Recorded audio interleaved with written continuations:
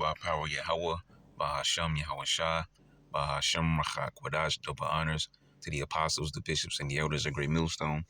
Peace and blessings to the hopeful elect of the tabernacles of David scattered throughout the four corners of the earth, whomever you may be, wherever you may be. Shalom, Yasharallah, Shalom. All right, we're going to go right ahead and jump into the final installment here, dealing with the Feast of the Dedication. Okay, in First Maccabees chapter 4.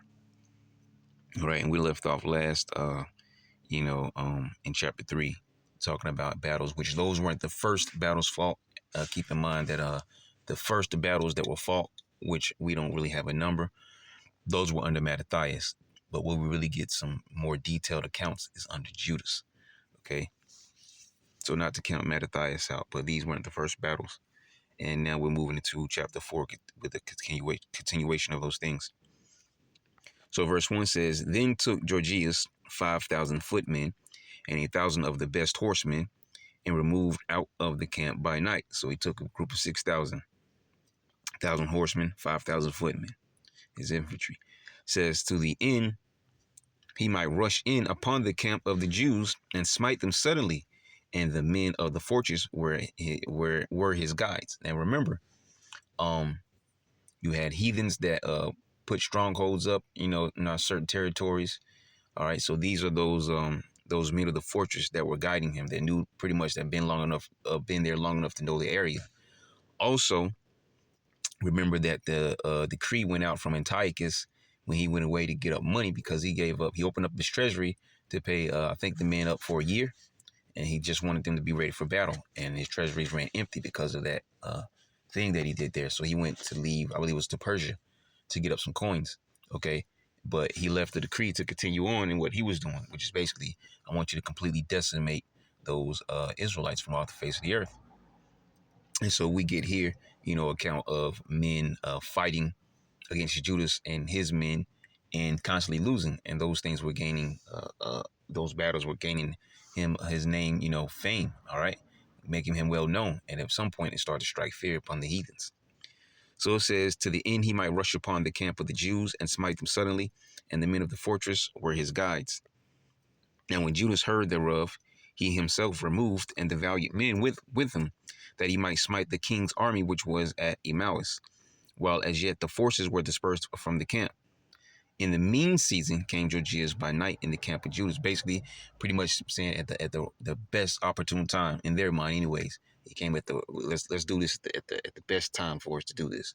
All right. In the mean season came Gorgias by night into the camp of Judas. And when he found no man there, he sought them in the mountains. For said he, these fellows flee from us. Okay. So they're going there, they want to spring up and fight Judas and his men. But then when they got to the camp, no one was there. And so they thought that, okay, now, they're afraid. I'm big bad Gorgias and my 6,000 men, and they're afraid. But as soon as it was day, Judas shewed himself in the plain with 3,000 men, who nevertheless had neither armor nor swords to their minds. And they saw the camp of the heathen, that it was strong and well harnessed, and compassed round about with horsemen, and these were expert of war. All right, so they saw those 5,000 footmen, and then they had the 1,000 horses, all around the camp. All right, so it says, so there was like a formation even in their resting season.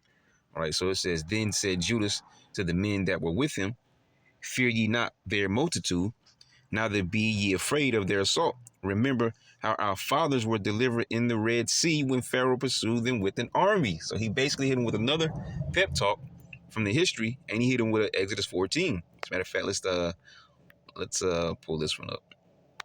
He hit the troops with an Exodus 14. Let me go over here. Oh, here it is right here.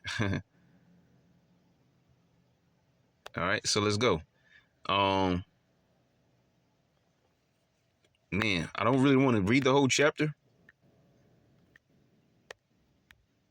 I don't really have a point verse here. Let's go down to,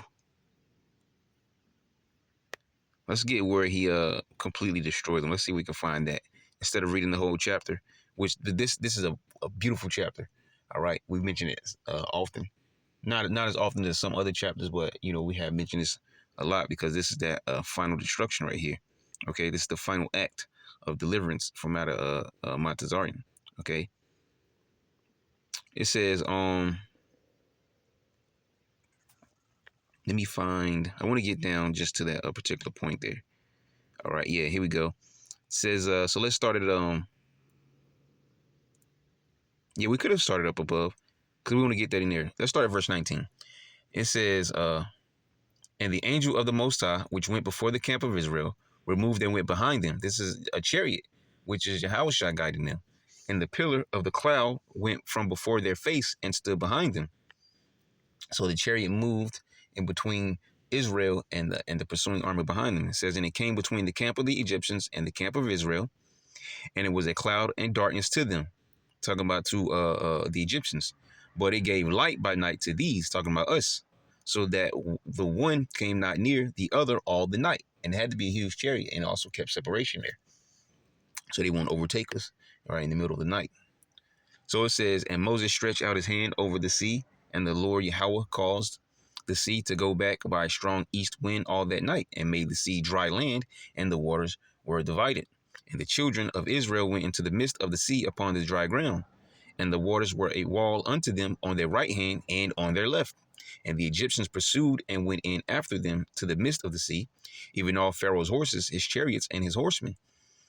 And it came to pass that in the morning watch Yahweh looked unto the host of the Egyptians through the pillar of fire and of the cloud, and troubled the host of the Egyptians, and took off their chariot wheels, that they drave them heavily, so that the Egyptians said, yeah, because, chariots are pulled by horses.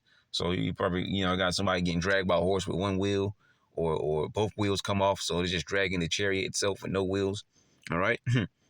So that the Egyptians said, let us flee from the face of Israel, for Yahweh fighteth for them against the Egyptians. And Yahweh said unto Moses, stretch out thine hand over the sea, that the waters may come again upon the Egyptians, upon their chariots, and upon their horsemen. So you're not getting away. It says, and Moses stretched forth his hand over the sea, and the sea returned to its strength when the morning appeared, and the Egyptians fled against it, and Yahweh overthrew the Egyptians in the midst of the sea. So they never made it out. They were drowned. And the waters returned and covered the chariots and the horsemen and all the host of Pharaoh that came into the sea after them. There remained not so much as one of them. All right. So beautiful account there. And so he wasn't just hitting them with a pep talk, just to be saying it like this is what happened, to our forefathers, this and that. He was saying that, look, we got the Lord on our side. If the Lord's on our side, what's stopping us from defeating this army?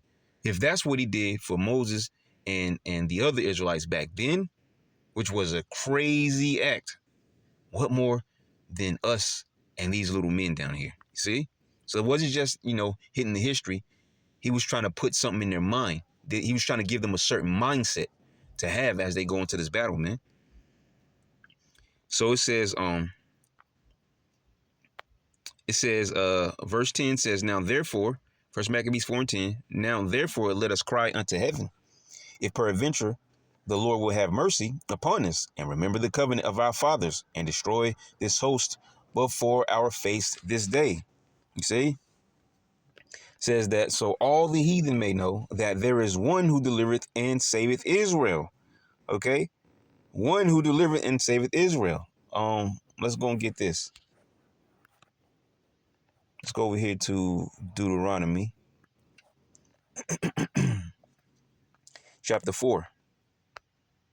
Verse 32 says, for ask now of the days that are past, which were before thee, since the day that the Most High created man upon the earth, and ask from the one side of heaven unto the other, whether there hath been any such thing as this great thing is, or hath been heard like it. Did ever people hear the voice of the Most High speaking out of the midst of the fire, as thou hast heard, and live?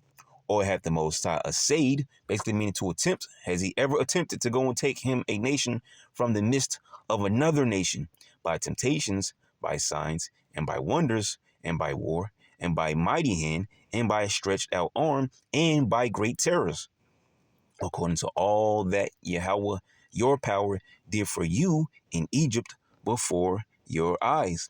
Unto thee it was shewed, that thou mightest know that Yahweh is power. He is the Most High. there is none else beside him. So you see how what you see what Judas was doing here? Okay, he was really boosting their morale. All right, he was giving them the right mind to think. Okay, as they entered into every battle, which was having the Lord. Okay, knowing that He's capable of all things as long as He has His mercy upon us. So there's nothing to fear. So it says, then the strangers lifted up their eyes and saw them coming over against them. First Maccabees 1:13. Wherefore they went out of the camp to battle, but they that were with Judas sounded their trumpets. So they joined the battle. And the heathen, being discomfited, fled into the plain. So they pulled a guerrilla warfare tactic on them. They didn't show all the men. You just, Judas and however many, and then those guys blew the trumpet, and then the rest showed up. Right, all whatever number that was left showed up, and it discouraged them. It made them afraid, and they fled. It says, howbeit, all the highmost of them were slain with the sword. All right, which is fitting, because remember these Greeks are Edomites. All right, and Amalek is just another chief tribe of Edom. Okay, and so that's exactly what he did to us. All right, remember what Amalek did to thee. So it says, for they pursued them unto Gezerah. I think Gezerah is a fortress.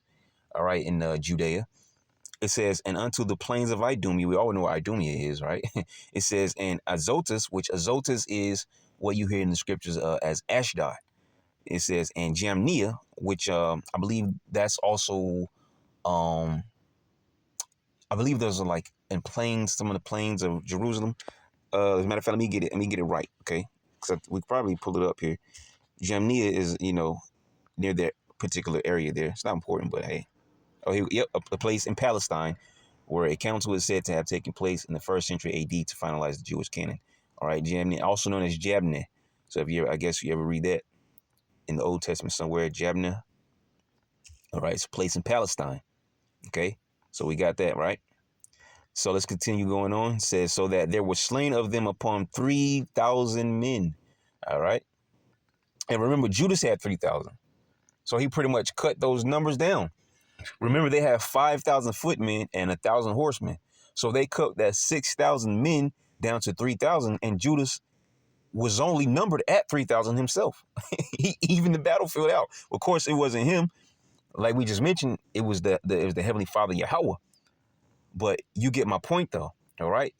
The battle was evened out.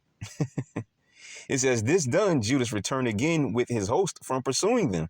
All right? Not only was the numbers evened out, he was still thinning them, because remember, we just read he was still killing those that were in the rear that they were catching up to.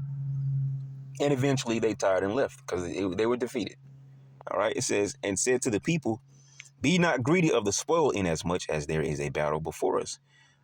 Which is beautiful, because you can go to the account of Joshua in chapter 6. It wasn't the exact same thing said there. It was a similar account, though, where he was telling them not to take these, certain things here. All right, these accursed things or whatever. All right, taking up the spoils. The silver and the gold and things of that nature is good, but don't take of these accursed things. All right, but it's now like I said, it's not exactly the same thing, because my point is, when you're at war, all right, don't worry about. As a matter of fact, the next line is going to get into it. Okay, it says pretty much don't worry about all these treasures right now. We're still in the mindset of war and winning these battles, because if you go and get a bunch of silver and gold, you're going to be thinking, man, I got beat these dudes, man, so I can get back to my goal. No. Okay, you want to survive, you want to win the battle, but you're doing it with the wrong mindset. Remember, we're fighting for a cause, and it ain't for silver and gold. You're going to get plenty of that as you destroy these men, all right, and take their spoils. But remember, we're fighting for a true cause, and it's not silver and gold. And said to the people, be not greedy of the spoil, inasmuch as there is a battle before us. And Jogeus and his host are here by us in the mountain. All right, remember, Jogeus is around. But stand ye now against our enemies and overcome them. And after this, ye may boldly take the spoils. That's why I mentioned Joshua chapter 6. Not the exact same account, but something similar. All right. So it says, I believe it's like around Joshua. I believe if I have a proper precept here, Joshua 6, verse 17, 18 there. Looks like 11 with my ugly handwriting, but I believe that is 17 and 18. Verse 19 says, and Judas was yet speaking these words. There appeared a part of them looking out of the mountain. So peeping out, peeping game. What was going on over here? Who, when they perceived that the Jews had put their host to flight, all right, their army made them flee. It says, and were burning the tents. For the smoke that was seen declared what was done. No words needed. All they had to do was see what was going on. And it wasn't their men victorious. And they saw the burning of the tents. So no words were needed. The scene that they saw told the whole entire story, what happened here. That our men lost, okay? When therefore they perceived these things, they were sore afraid. And seeing also the host of Judas in the plain ready to fight, all right? Not only did they win, they burned the tents. All right. There's spoils that can be taken. Okay. Even they didn't get them right away, but then they were still ready to go. They fled everyone into the land of strangers. Then Judas returned to spoil the tents. All right. So after everyone was finally scattered and dispersed, then Judas returned to spoil the tents, as he just told them up above, where they got much gold and silver and blue silk and purple of the sea and great riches, and especially dealing with that blue silk and that purple. All right. Those were very valuable back then. All right. Today you might, man, this is nice blue or purple silk right here. It feels nice. It's soft to get some skin or whatever. And it's just, a silk do-rag. Okay. Well, back then, those things were very valuable given where they might have come from and how rare it might have been to get some of these materials, and also in the production of them. A lot of these things back then were very valuable. So these things weren't just light things. Blue, silk, and purple. Okay. I believe the Philistines dealt with a certain fabric, if I'm correct, and they would dye them. I think it was like blue or purple or scarlet, one of those colors, and it was very valuable. All right, because it was a rare thing where they would what the material that they would get it from to make the dye. All right, was highly valuable because it was so rare. All right, so it was very costly. So these things back in those ancient times were super valued. But now today, a person would just see a silk scarf and it's just silk, right? After this, they went home and sung a song of thanksgiving. There you go. As we just talked about that word the other day, because it means what? And praise the Lord in heaven. That's what Thanksgiving goes into, not turkey days. Okay? Thanking and praising the Lord because it is good, because his mercy endureth forever. All right? Because he delivered them from many battles, gave them much spoil. All right? And once again, remember, as we keep saying over and over, they're fighting for a true cause here. Thus, Israel had a great deliverance that day. Now, all the strangers that had escaped came and told Lysias what had happened. Says who, when he heard thereof, was confounded and discouraged. All right, it weakened his morale. Okay, it hit him heavy in the chest because neither such things as he would were done unto Israel, which was what? Destroy us. Remember, it goes back to the decree that was made. All right, when Antiochus left off, make sure you destroy every one of them, whoever you see, wipe them out. But that's not what was happening here through the spirit and power of Yahweh Ba'ashem Yahushua. Judas and his men were winning. It says, as he would were neither such things as he would were done unto Israel, nor such things as the king commanded him were come to pass. You see, the next year, therefore, following Lysias, gathered again. Remember, these are time periods. It seems like these battles are happening back to back, days, day after day. No, the next year, therefore, following Lysias, gathered together 70,000 choice men of foot. What's a score? It's 20. 3 scores, 60. So he gathered what? 60,000 choice men, particular individuals of foot, and 5,000 horsemen. So 65,000 troops, 5,000 men horsemen, that he might subdue them. So they came into Idumea and pitched their tents at Bethsura, and Judas met them with 10,000 men, way outnumbered. Okay, but this is the power of the Most High, man. And remember, I think it was the last session we went into, all right, bringing up Gideon, right? Or there might have been one of those previous sessions, man, when we talked about Gideon. The Lord dwindled the numbers down to 300, okay? All right, because that's all he needed. And not only that, he didn't need a huge number so that the men think that it was their power, their might, or their strength, their skills that delivered them and not the Lord, okay? So 65,000 versus 10,000 is just a losing battle, right? But check this out. It says, and when he saw the mighty army, he prayed and said, well, that's the key thing right there. As when he saw the army, He prayed, blessed art thou, O Savior of Israel, who didst quell the violence of the mighty man by the hand of thy servant David. Yeah, he quelled the violence. Let's get the word quell. I've gone into it before, but just for sake of this lesson, why not pull it up? Just so you can get more out of it. And Lord will, you are being edified by this. Okay?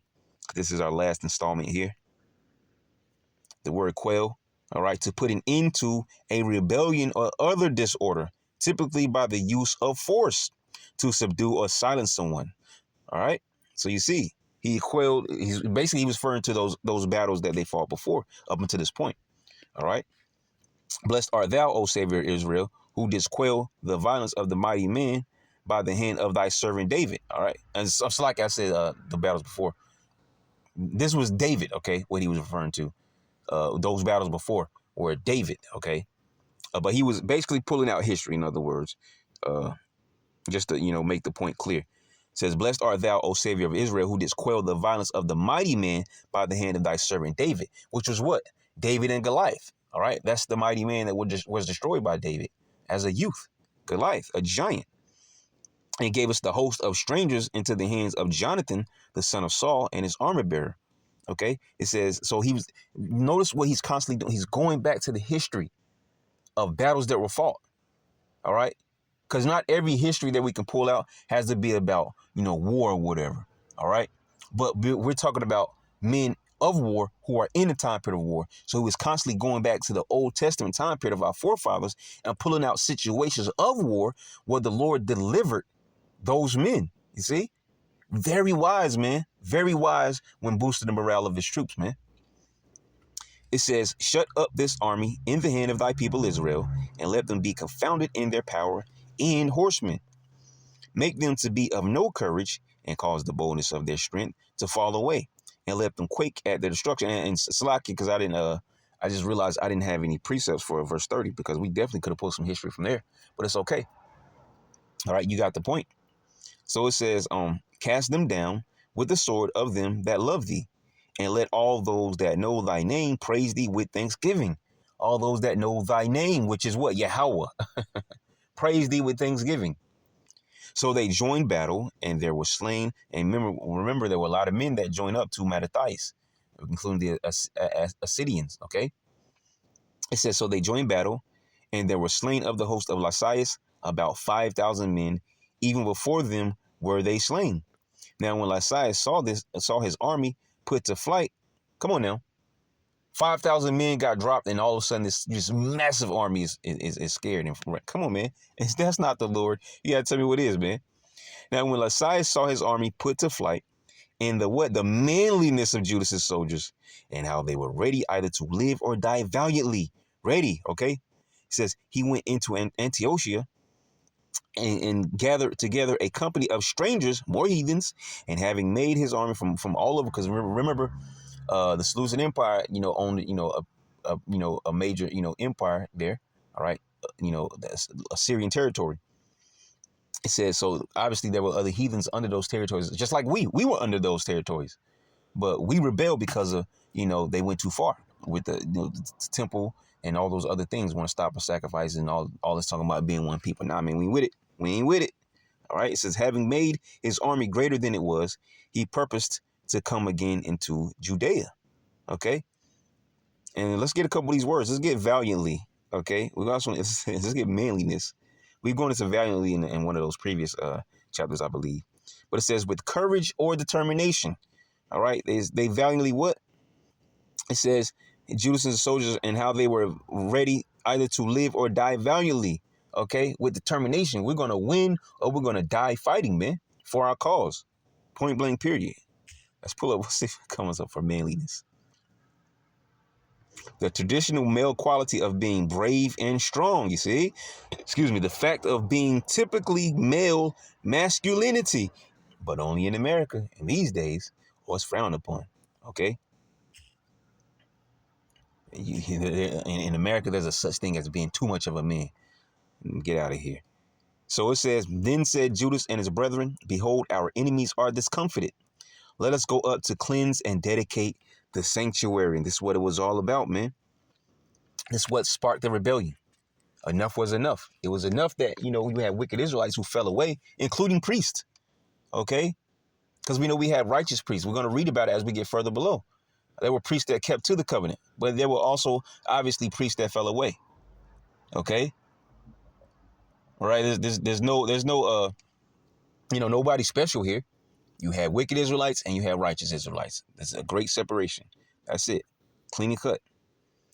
It says, upon this, all the hosts assembled themselves together and went up into Mount Sion. And when they saw the sanctuary desolate and the altar profane and the gates burned up and shrubs growing in the courts as in a forest or in one of the mountains, yea, and the priest's chambers pulled down, because, you know, the temple, you know, had certain chambers for this, that, and the third thing, and it was constructed in a certain way. The pattern was given originally to Moses, right? Says they, which is a shadow of what's going on in the heavens, all right? That's why you had, you know, like you read something like Revelation chapter 8, the golden censer and the altar and all those things. That's the tabernacle in the heavens, man. All right? It talks about Yahushua in the Hebrews, where it says he entered into heaven itself, and, you know, pretty much he went back as the high priest of the Most High Power on his right-hand side, being our mediator for us. But that's another topic.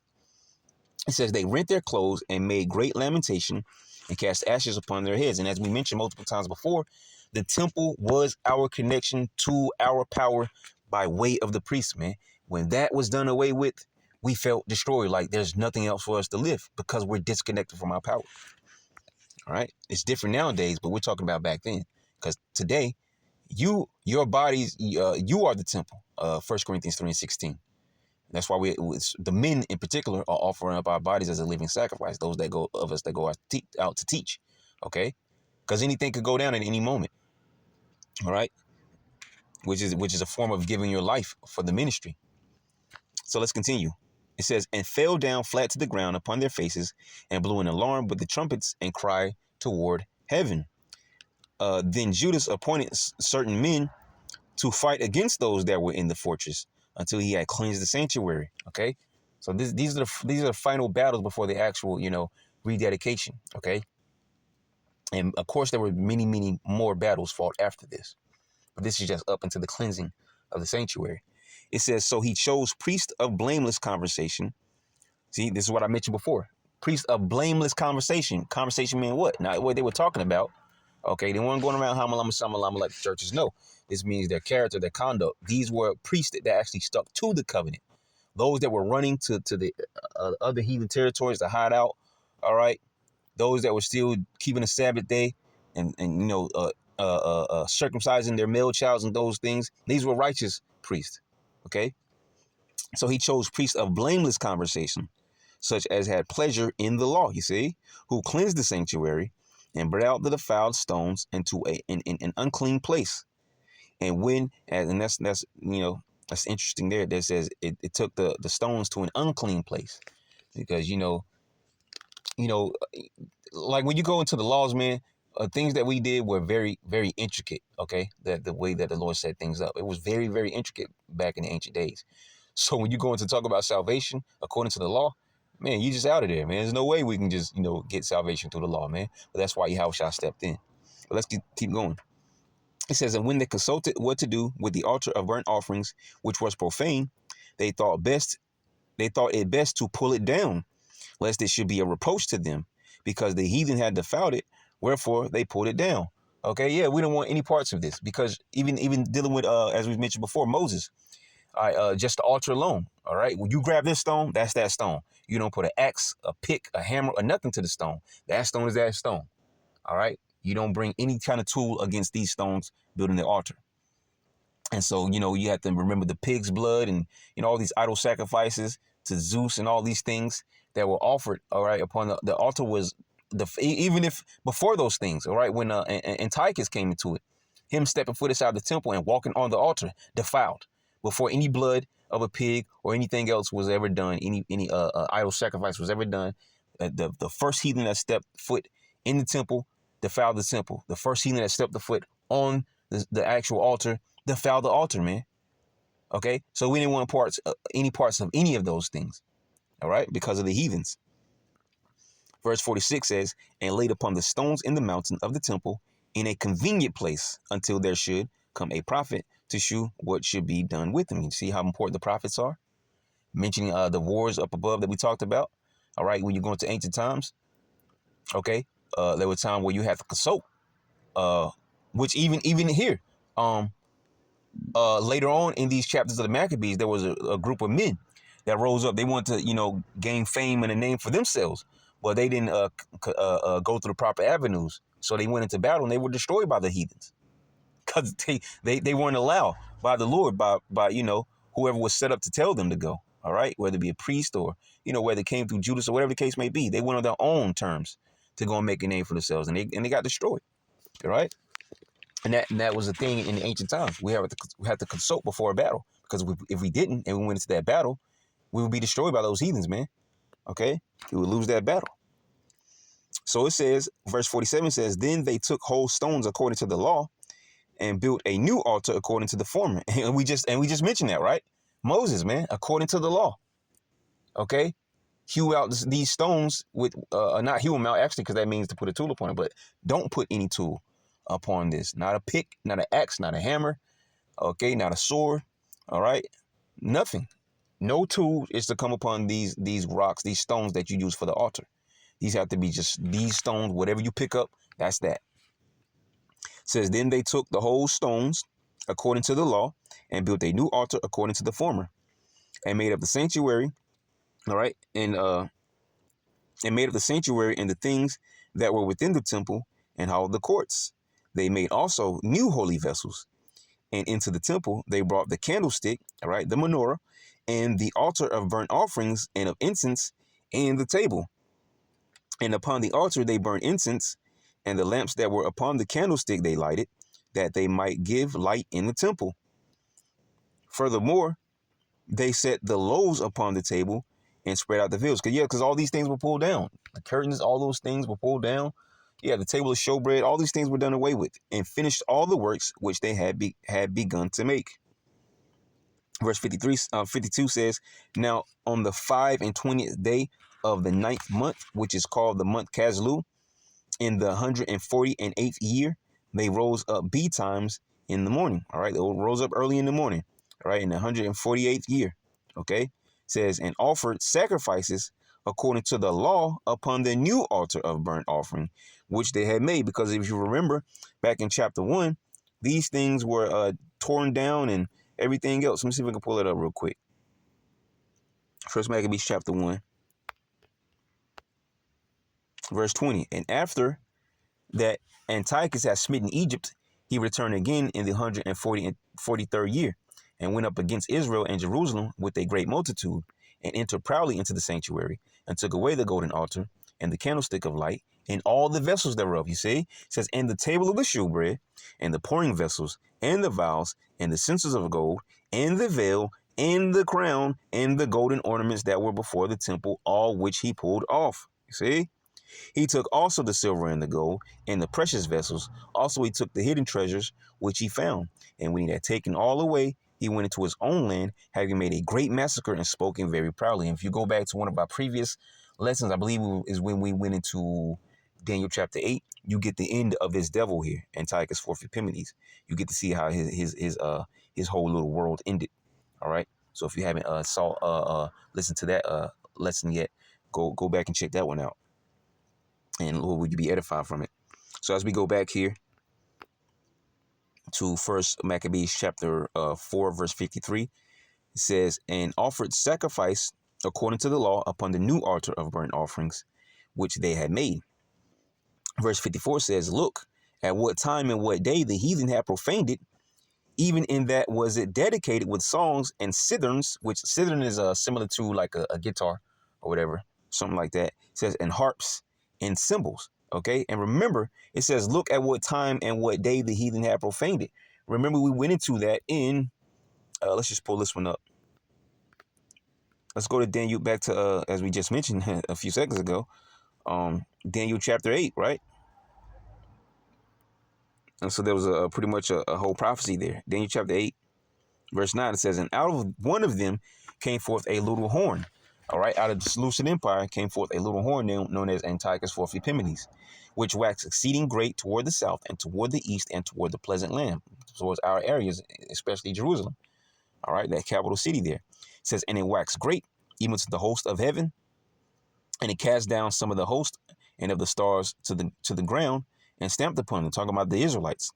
Yet he magnified himself even to the prince of the host, right, to the priesthood, right? It says, and by him the daily sacrifice was taken away, as we just read, okay, in First Maccabees chapter 1.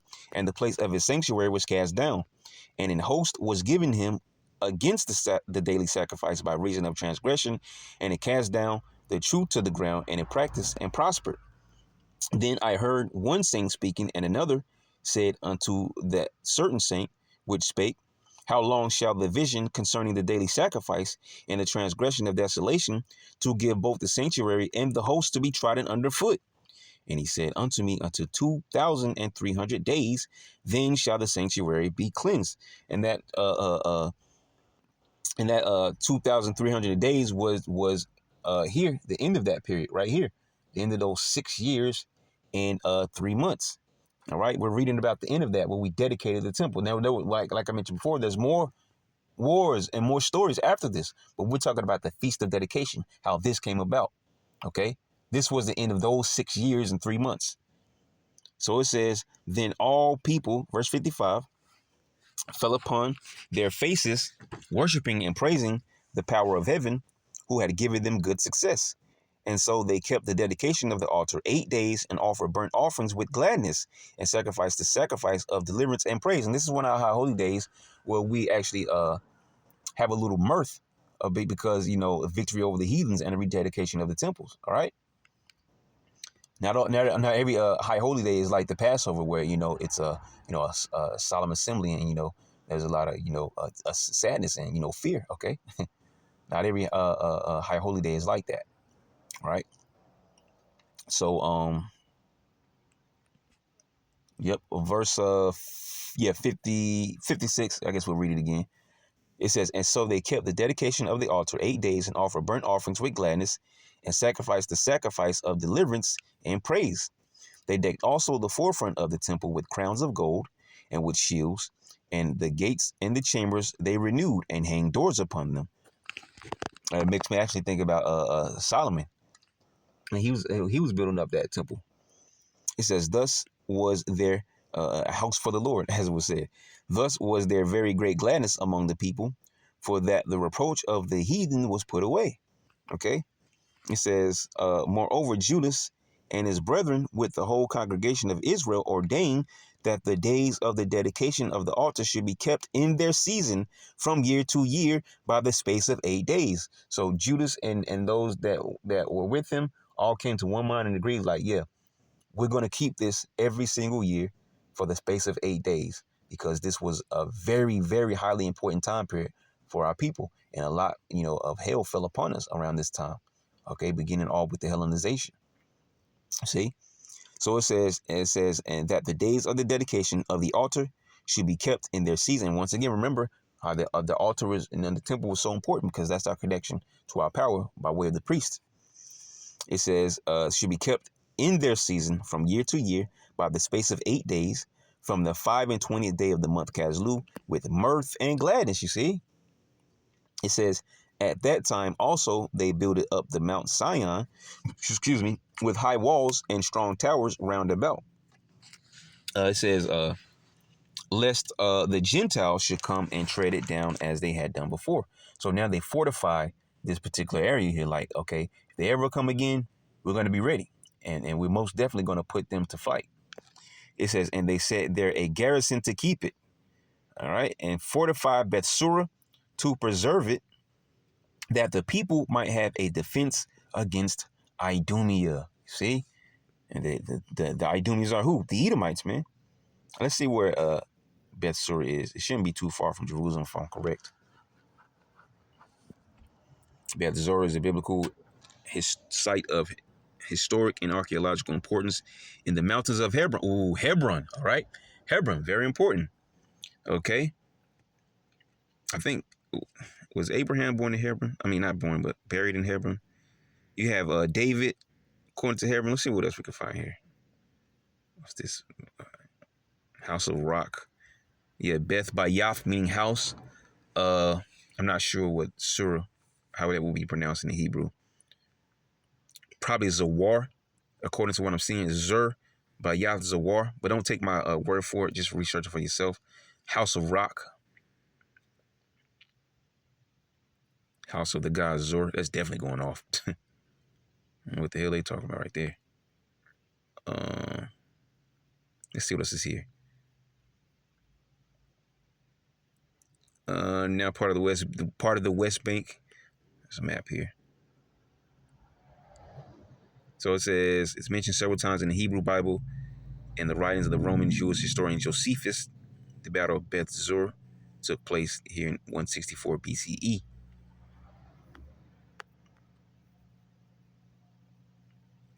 Hebrew Bible. I was trying to see what else I could find on Hebron real quick. Also known as Al-Khalil is a city in the West Bank of Palestine. All right, that is a holy site for Jews, Christians. Well, that's talking about modern day nonsense. Hebron is the capital of the Hebron Governorate, 30 kilometers south of Jerusalem, located 30 kilometers south of Jerusalem. There you go. Importance: Hebron is a significant city in the history of the three monotheistic religions and is home to the tomb of Abraham. Yep. And that's according to these, that first portion there. The three monotheistic wing with that, all right? That's according to the heathens. It says, and is home to the tomb of Abraham, the father of the Jewish and Arab people. And also David reigned out of Hebron. Man, I know he reigned for like 40 years. I can't remember whether 7 years, because he reigned 7 in one place and the remainder in another place. I can't remember if the 7 was in Hebron or in another place. All right, but yeah, David, he reigned out of Hebron. See? So it says, and they set there a garrison to keep it and fortified the sword to preserve it, that the people might have a defense against Idumea, the Edomites, the so-called white people. All right, these Greeks at this time, you see? And before we close, we're going to get one more here. Slide on up here. Here it is to John to finalize this, ending with Yahushua, all right? John chapter 10, verse 22. It says, and it was at Jerusalem, at Yerushalayim, the feast of the dedication, and it was winter. And Yahushua walked in the temple in Solomon's porch. All right, because Yahushua observed this high holy day, showing you the connection of the feast of the dedication, the feast of dedication with the New Testament and the Apocrypha, showing the validity to the Apocrypha, as well as many other scriptures, man. But this is a key one. This is one of those key ones, because there's nowhere in the Old or New Testament where you can explain Yahushua observing the Feast of Dedication. All right, Hanukkah. All right, there's nowhere you can explain that, but in the Apocrypha you can. A major link, one of those key links there. Okay. And so Lord will, you were edified by this little mini series here, going into the Feast of Dedication, given this time period here. So we're gonna close. As a matter of fact, let's close like this. Ayashara la Yahweh kaya gasawas warokabwa shema bayam. Ayashara la Yahweh. I was really want to sing it. Salakia.